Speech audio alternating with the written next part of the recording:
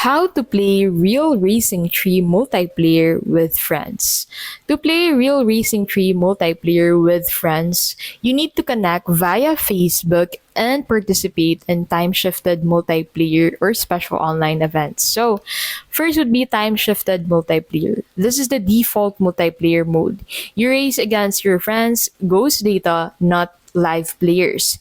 Your friends must be connected via Facebook and have played the same event.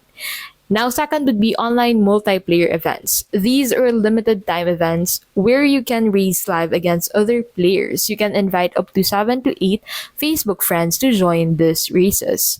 Now, to add and race with your friends on the app, go ahead and connect the app on your Facebook account. So go to the game settings and link your Facebook account.